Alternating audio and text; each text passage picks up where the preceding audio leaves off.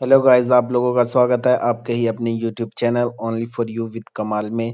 आज हम FLN 07 का प्रश्न उत्तर करेंगे और हम लोग थोड़ा जल्दी जल्दी प्रश्न उत्तर इसलिए कर रहे हैं कि हम लोग जो है वीडियो लंबा ना बन जाए, इसलिए चलिए शुरू करते हैं हम। रोज़मर्रा के जीवन में हम में से अधिकतर लोग कैसी भाषा का प्रयोग करते हैं? तो इसका सही आंसर होगा मिली जुली भाषा। हम लोग का जो ब्लू हो जाएगा, समझिए वही आंसर सही होगा। और चलिए, प्रथम भाषा L1 से तात्पर्य है बच्चे की समझ की भाषा, लिंग भाषा, अकादमिक भाषा, स्कूल की मानव। बच्चे की समझ की भाषा L1 भाषा कहलाती है, ये इसका आंसर सही है। नंबर 3 पे चलते हैं। प्रत्येक राज्य और राज्य के भीतर प्रत्येक स्थानीय प्राधिकारी भाषा संबंधित अल्पसंख्यक वर्गों के बालकों को शिक्षा के प्राथमिक स्तर पर मातृभाषा में शिक्षा की पर्याप्त सुविधाओं की व्यवस्था करने का प्रयास करेगा। यह कथन कौन से दस्तावेज में कहा गया है? इसके लिए यहाँ सब ऑप्शन दिए हुए हैं, लेकिन इसका सही आंसर होगा भारत का संविधान। चलिए फिर अगला क्वेश्चन पे चलते हैं। और देख सकते हैं आप लोग, मैं आपके सामने लाइव क्वेश्चन का आंसर बना रहा हूँ, पहले से बना नहीं है। लिंक भाषा का प्रयोग किस परिस्थिति में किया जाता है? तो इसमें जब एक के ही भाषा समुदाय के लोग हो, ये नहीं होगा। विभिन्न भाषा संबंधित समुदाय के लोग एक साथ रहते हों, तो इसका तीसरा होगा जब विभिन्न भाषा संबंधित समुदाय के लोग एक साथ रहते हों। तो चलिए अगला प्रश्न पे चलते हैं। शिक्षण कार्य में L1 का प्रयोग करने से बच्चे कुंठित महसूस करते हैं, गलत है। बच्चों को अकादमिक अवधारणा समझने में मुश्किल होती है, गलत। बच्चे रटन में बेहतर हो जाते हैं, गलत। बच्चों को सभी विषय समझने में मदद मिलती है, इसका 4 नंबर का आंसर सही है। फिर अगले पे चलते हैं। भाषा अंतर्निहित निपुणता का सिद्धांत किसके द्वारा दिया गया था? तो इसका है जिम कमिंग्स। और आप बताइए कि ये हम लोग जो कोर्स किए हैं उसमें ये कहीं पे था कि नहीं था? तो ये भी आप कमेंट में बताते चले, मुझे तो लग रहा है ये नहीं था। तो चलिए अगले क्वेश्चन पे चलते हैं। बहुभाषिता का अर्थ है किसी एक व्यक्ति द्वारा दो या दो से अधिक भाषाओं का प्रयोग करना। 3 नंबर का आंसर इसका सही है।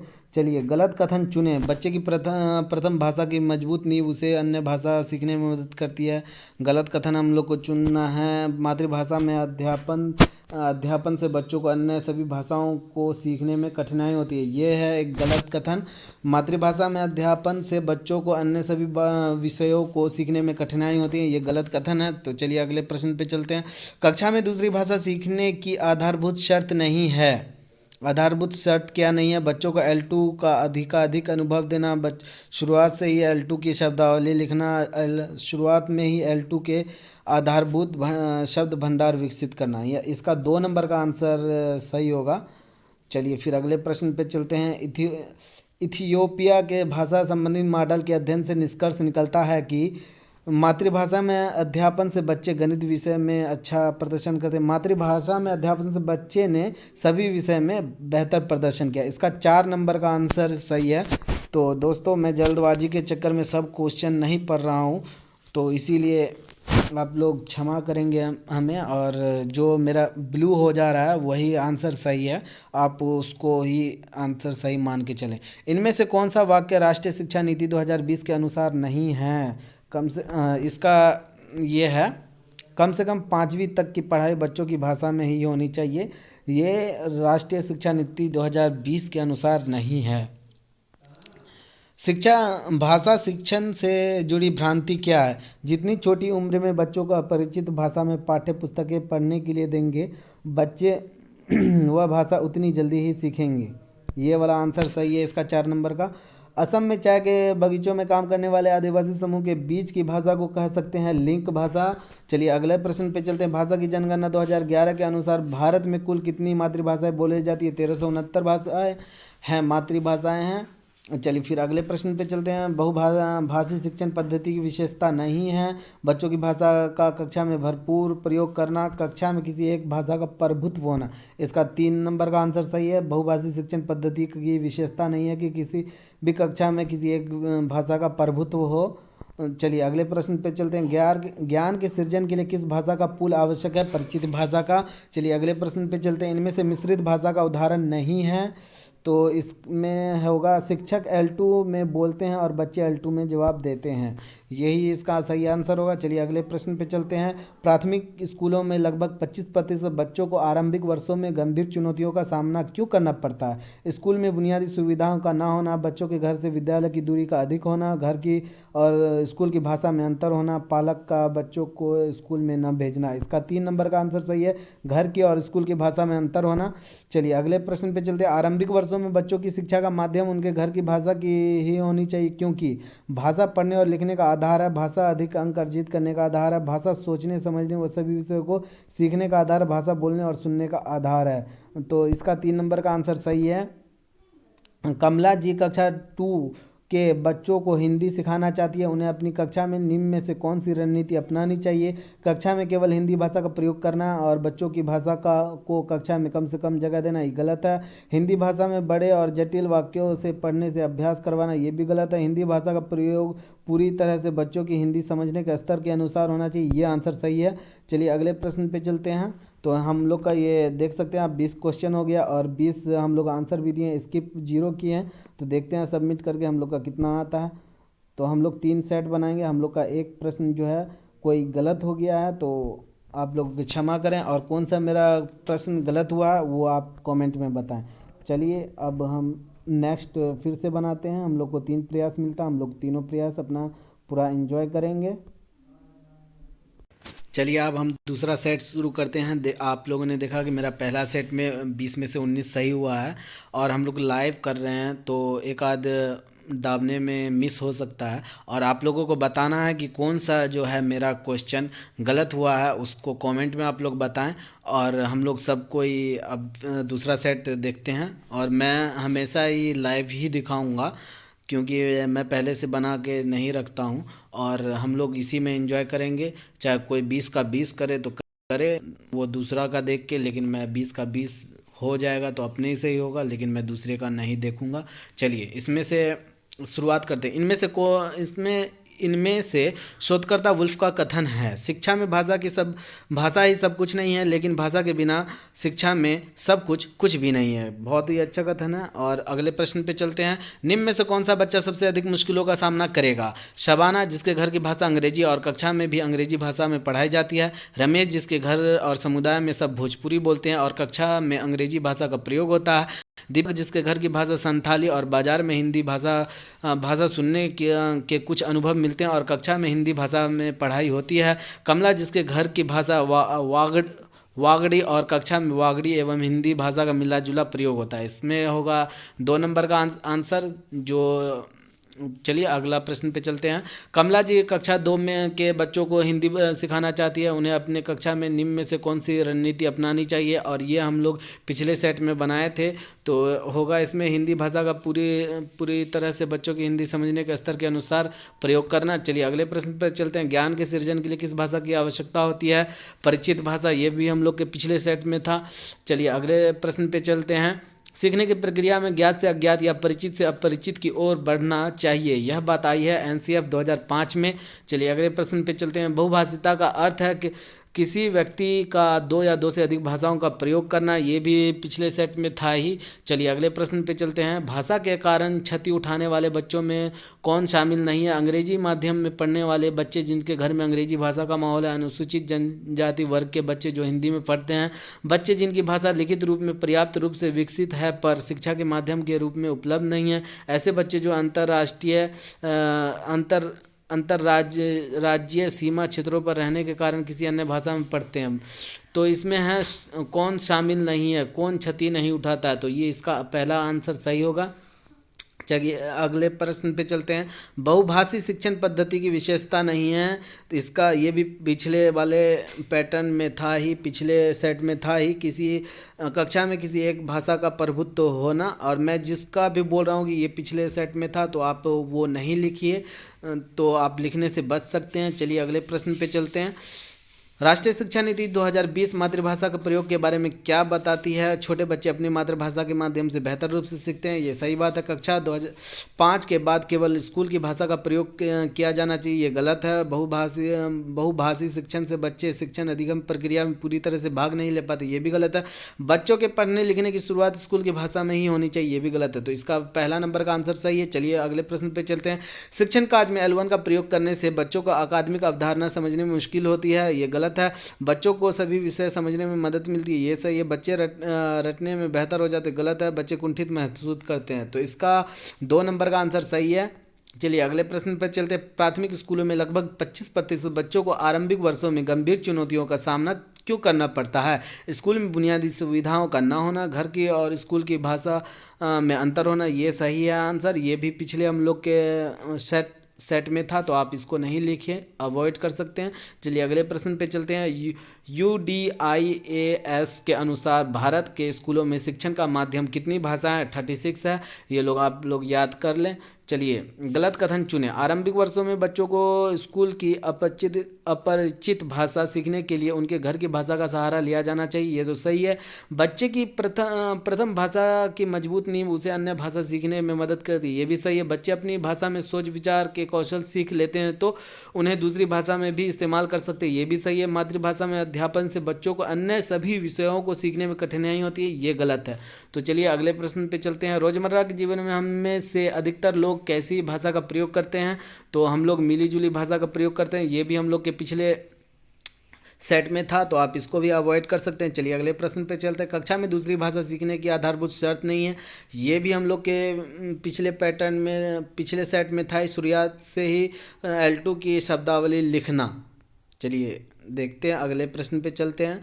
कोर्स में वारली पेंटर की कहानी देने का उद्देश्य क्या है? वारली समुदाय के बारे में बताना, हिंदी भाषा का प्रयोग कुशलता से कर पाने के बारे में बताना, पेंटर की आर्ट गैलरी के बारे में बताना, आवश्यकता अनुसार एक से अधिक भाषाओं के उपयोग के बारे में बताना, ये 4 नंबर का आंसर हम लोग का सही है। चलिए अगले प्रश्न पे चलते हैं। भाषा शिक्षण से जुड़ी भ्रांति चुनिए, ये भी हम लोग के पिछले उसमें सेट में था ही, तो इसका 3 नंबर का जो है, जितनी छोटी उम्र में बच्चों को अपरिचित भाषा में पाठ्य पुस्तक पढ़ने के लिए देंगे बच्चे, वह भाषा उतनी जल्दी सीखेंगे, ये गलत है। तो हम लोग को भ्रांति चुनने बोला, ये एक भ्रांति है। तो चलिए अगले प्रश्न पे चलते हैं। वह भाषा जो औपचारिक तौर पर पाठ्य पुस्तकों, शिक्षण सामग्री और शिक्षण प्रक्रिया में इस्तेमाल की जाता है, वह भाषा डैश कहलाती है, शिक्षण का माध्यम। चलिए अगले प्रश्न पे चलते हैं। और आप उस प्रश्न पे देख सकते हैं, शिक्षण का माध्यम और शिक्षण का भाषा दोनों था, तो आप लोग माध्यम चुने, ना कि भाषा चुने।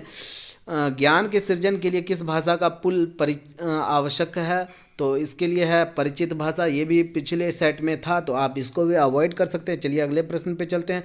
कमला राजस्थान के कोटा ज़िले में रहती है, उसके घर की भाषा हाडोती है और उसने स्कूल शुरू होने के 4 महीने बाद में दाखिला लिया और आज उसका स्कूल में पहला दिन है। आप ऐसा क्या करेंगे जिससे कमला सहज महसूस करे? तो चलिए कमला के साथ गतिविधि पर आधारित अंग्रेजी के कुछ गीत गाएंगा, उसे याद करने के लिए भी कहेंगे, पहले दिन ही भाग जाएगी वो। कमला से हाडोती भाषा में खूब सारी अनौपचारिक बातचीत करेंगे, ये सही लग रहा है। अभी तक उसकी कक्षा में जितने भी कक्षा कार्य हुए हैं उन्हें कमला को पूरा करने के लिए कहेंगे, इसमें भी पहले दिन भाग जाएगी। पहले दिन से ही कक्षा में हिंदी भाषा का प्रयोग करेंगे, जिससे वह स्कूल में पढ़ाए जाने वाली सभी विषयों को अच्छी तरह से समझ पाए, इसमें अनकम्फर्टेबल हो जाएगी। तो इस सबसे ज़्यादा इसका सटीक आंसर है नंबर 2 का, कमला से हाडोती भाषा में खूब सारी अनौपचारिक बातचीत करेंगे। चलिए अगले प्रश्न पे चलते हैं। अगला प्रश्न नहीं है, अब हम दो देख सकते हैं आप लोग, टोटल क्वेश्चन 20 है, हम लोग आंसर 20 का दिए, स्किप 0 किए हैं, और हम लोग पहले से आंसर भी नहीं दे रखे थे, तो आप देखते हैं हम लोग का कितना आंसर सही होता है। चलिए हम लोग सबमिट करते हैं, और इस बार हम लोग का 20 में 20 सही है। हम लोग का भी दोस्त पिछले वाला भी पैटर्न जो भी था वो सेट, वो भी 20 का 20 सही होता, हम लोग को दाबने में कहीं मिस हो गया होगा। तो चलिए अब हम लोग, मेरा बिल्कुल अनकट वीडियो रहेगा और अगला उस पर चलते हैं। चलिए ये हम लोग का तीसरा जो है पैटर्न या तीसरा सेट जो कहें आप लोग, शुरू करते हैं। भारत में ही 2011 की जनगणना में यह बात उभर कर सामने आई है कि केवल 7% लोग आवश्यकता के अनुसार अंग्रेजी बोलते हैं। अधिकतर लोग एक से अधिक भाषाएं बोलते हैं, ये सही है। केवल 7% लोग दो भाषाएं बोलते हैं। अधिकतर लोग केवल अपनी मातृभाषा ही बोलते हैं। तो बाकी सब गलत है, ये 2 नंबर का आंसर सही है। चलिए अगले प्रश्न पे चलते हैं। लिंग भाषा का प्रयोग किस परिस्थिति में किया जाता है? जब किसी एक समुदाय की भाषा को शिक्षण का माध्यम बनाना है, जब किसी एक समुदाय की भाषा को मानक बनाना है, जब एक एक ही भाषा समुदाय के लोग एक साथ रहते हैं, जब विभिन्न भाषा संबंधी समुदाय के लोग एक साथ रहते हैं। तो ये हम लोग का 4 नंबर का आंसर सही है। चलिए अगले प्रश्न पे चलते हैं। भाषा के कारण क्षति उठाने वाले बच्चों में कौन शामिल नहीं है? ये तो हम लोग के पिछले भी उसमें था, तो आप इसको अवॉइड कर सकते हैं लिखने के लिए। पिछले हम लोग के दोनों सेट में था। अंग्रेजी माध्यम में पढ़ने वाले बच्चे जिनके घर में अंग्रेजी भाषा का माहौल हो, इसका पहला नंबर का आंसर सही है। चलिए अगले प्रश्न पे चलते हैं। बहुभाषी शिक्षण के संदर्भ में निम्न में से गलत वाक्य है? विद्यार्थी उस भाषा में सर्वश्रेष्ठ ढंग से सीखता है जिसे वह सबसे अच्छी तरह से जानता। अलग अलग भाषाओं को कक्षा में जगह देने से बच्चों के सीखने पर नकारात्मक प्रभाव पड़ता है, ये वाला गलत लग रहा है। चलिए 2 नंबर का इसका आंसर गलत है। चलिए अगले प्रश्न पे चलते हैं। भाषा शिक्षण से जुड़ी भ्रांति चुनिए। तो ये भी पिछले हम लोग के सेट में था, तो चलिए इसका 1 नंबर आंसर होगा। जितनी छोटी उम्र में बच्चों को परिचित भाषा में पाठ्यक्रम पढ़ने के लिए देंगे बच्चे, वह भाषा उतनी जल्दी सीखेंगे। चलिए अगले प्रश्न पे चलते हैं। इनमें से सही कथन क्या है? मातृभाषा में लंबे समय तक शिक्षण करने से हिंदी और अंग्रेजी भाषा सीखने के लिए समय नहीं बचता। मातृभाषा में मजबूत पकड़ बनने से बच्चों को दूसरी भाषा सीखने में कठिनाई होती है, ये भी गलत है। एक भाषा का मजबूत विकास दूसरी भाषा को सीखने में कठिनाई पैदा करती है, ये भी गलत है। भाषाएं परस्पर एक दूसरे से मिले जुले रूप में ही विकसित होती है, ये सही आंसर है इसका। चलिए 4 नंबर का आंसर सही है। चलिए अगले प्रश्न पे चलते हैं। असम में, ये भी पिछले हम लोग के पैटर्न में था, पिछले सेट में था। असम में चाय के बगीचों में काम करने वाले आदिवासी समूहों के बीच की भाषा को कह सकते हैं लिंक भाषा। चलिए अगले प्रश्न पे चलते हैं। ज्ञान के सृजन के लिए किस भाषा की आवश्यकता होती है? ये भी हम लोग के पिछले सेट में था, तो परिचित भाषा, आप इसको भी अवॉइड कर सकते हैं लिखने से। चलिए अगले प्रश्न पे चलते हैं। आरंभिक वर्षों में L2 के विकास के संदर्भ में निम्न में से कौन सी रणनीतिक लाभदायक नहीं है? L2 में आधारभूत शब्द भंडार विकसित करने पर कक्षा में जोर देना, कक्षा में तनाव रहित और भयमुक्त वातावरण बनाना जिससे बच्चे कक्षा में कोई भी भाषा का प्रयोग करने में सहज महसूस करे, L2 सिखाने के लिए वर्णमाला को याद करना और पाठ्य पुस्तक के अभ्यास करना, L2 में बच्चों के स्तर की सहज मौखिक बातचीत और गतिविधियां कराना। तो इसका 3 नंबर का आंसर सही है। चलिए अगले प्रश्न पे चलते हैं। भारत की जनगणना 2011 के अनुसार भारत में कुल कितनी मातृभाषाएं बोली जाती हैं? ये भी हम लोग के पिछले सेट में था, तो इसको भी आप अवॉइड करें, इसका 1 नंबर का आंसर सही है। चलिए अगले प्रश्न में चलते हैं। इस कोर्स में हमने यह सीखा कि जिन क्षेत्र में बच्चे की भाषा को शिक्षण का माध्यम नहीं बनाया जा सकता, वहाँ बच्चे की भाषा का कार्य नैतिक तौर पर मौखिक प्रयोग करना चाहिए। बच्चों का आकलन केवल अंग्रेजी भाषा में ही किया जाना चाहिए, बिल्कुल गलत है। जहाँ तक संभव हो सके कक्षा में बच्चों की भाषा के प्रयोग से बचना चाहिए बच्चों की, ये भी गलत है। हर हाल में कक्षा 1 से 10 तक शिक्षण का माध्यम बच्चों की ही भाषा में ही होना चाहिए, ये भी गलत है। तो ये हम लोग का पहला नंबर का आंसर सही है। चलिए अगले प्रश्न में चलिए। आरंभिक वर्षों में बच्चों की शिक्षा का माध्यम उनके घर की भाषा में, हट जा भाई जल्दी हट हट हट हट, उनके घर की भाषा में ही होनी चाहिए, क्योंकि भाषा सोचने समझने व सभी विषयों को सीखने का आधार है। ये सही लग रहा है मेरे को। भाषा बोलने और सुनने का आधार है, भाषा अधिक अंक अर्जित करने का आधार है, भाषा पढ़ने और लिखने का आधार है। तो इसका पहला नंबर का आंसर बिल्कुल सही है। चलिए अगले प्रश्न पे चलते हैं। शिक्षण कार्य में L1 का प्रयोग करने से, ये पिछले हम लोग के सेट में था, तो आप इसको अवॉइड कर सकते हैं। बच्चों को सभी विषय समझने में मदद मिलती है। चलिए अगले प्रश्न पे चलते हैं। इनमें से मिश्रित भाषा का उदाहरण नहीं है, ये भी हम लोग के पिछले सेट में था, तो इसको भी आप अवॉइड कर सकते हैं लिखने से। शिक्षक L2 में बोलता और बच्चे L2 में जवाब देते हैं। चलिए अगले प्रश्न पे चलते हैं। प्रत्येक राज्य और राज्य के भीतर प्रत्येक स्थानीय प्राधिकारी भाषा संबंधी अल्पसंख्यक वर्गों के बालकों को शिक्षा के प्राथमिक स्तर पर मातृभाषा में शिक्षा की पर्याप्त सुविधाओं की व्यवस्था करने का प्रयास करेगा। यह कथन कौन से दस्तावेज में कहा गया है? तो ये भी हम लोग के पिछले सेट में था, तो आप इसको इसको भी अवॉइड करें। भारत का संविधान। चलिए अगले प्रश्न पे चलते हैं। भाषा अंतर्निहित निपुणता का सिद्धांत किसके द्वारा दिया गया था? अगर आप FLN 7 पढ़ें और कहीं पे भी ये आपको मिला है तो आप हमें बताएं और इसका आंसर भी आप बताएं। मुझे तो लगभग नहीं मिला है या मेरे से छूट गया है, इसीलिए मैं पूछ रहा हूँ। इसका आंसर होगा जिम कमिंग्स। चलिए अगले प्रश्न पे चलते हैं। निम्न में से कौन सा बच्चा सबसे अधिक मुश्किलों का सामना करेगा? और ये हम लोग के पिछले सेट में था, आप इसको अवॉइड कर सकते हैं। इसमें होगा रम शबाना, जिसके घर में की भाषा अंग्रेजी और कक्षा में भी अंग्रेजी बोला जाता है, इसको तो नहीं होगा। रमेश, जिसके घर के और समुदाय में सब भोजपुरी बोलते हैं और कक्षा में अंग्रेजी भाषा का प्रयोग होता है, ये इसको सबसे ज़्यादा होगा। तो आप अगले प्रश्न पे चल सकते हैं। गलत कथन चुनना। हम लोग को मातृभाषा में अध्यापन से बच्चों को अन्य भाषाएँ सीखने में कठिनाई होती है, ये बिल्कुल गलत है। ये सही है।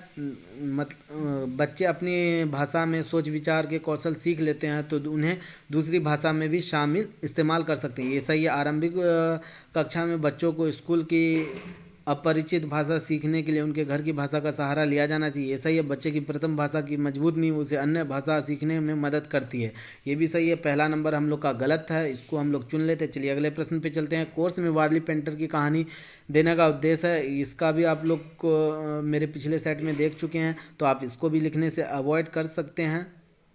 आवश्यकता अनुसार एक से अधिक भाषाओं के उपयोग के बारे में बताना। चलिए अगले प्रश्न पे चलते हैं। कमला जी कक्षा 2 के बच्चों को हिंदी सिखाना चाहती है, उन्हें अपनी कक्षा में निम्न में से कौन सी रणनीति अपनानी चाहिए? ये भी हम लोग के पिछले सेट में था, तो आप इसको भी अवॉइड कर सकते हैं। हिंदी भाषा का प्रयोग पूरी तरह से बच्चों के हिंदी समझने के स्तर के अनुसार करना चाहिए, इसका ये आंसर सही होगा 4 नंबर का। चलिए अगले प्रश्न पे चलते हैं और आप देख सकते हैं टोटल क्वेश्चन हम लोग का 20 हो गया है और हम लोग आंसर भी 20 दिया और 0 स्किप किए हैं। अब हम लोग सबमिट करके देखते हैं हम लोग का कितना आंसर सही होता है। तो हम लोग का देख सकते हैं लास्ट सेट में भी हम लोग का 20 में 20 हो गया है सही। तो चलिए अब हम लोग इस वीडियो को ख़त्म करते हैं और आप लोग मेरे चैनल को सब्सक्राइब कर दें, लाइक कर दें और शेयर करें। और सभी को पूरे भारतवर्ष में जितने भी शिक्षक हैं 1 to 5 के, जो भी FLN 7 कर रहे हैं, सभी के लिए ये उपयोगी होगा। तो आप सभी को ये वीडियो भेज सकते हैं जितने भी आदमी को जानते हैं। चलिए धन्यवाद।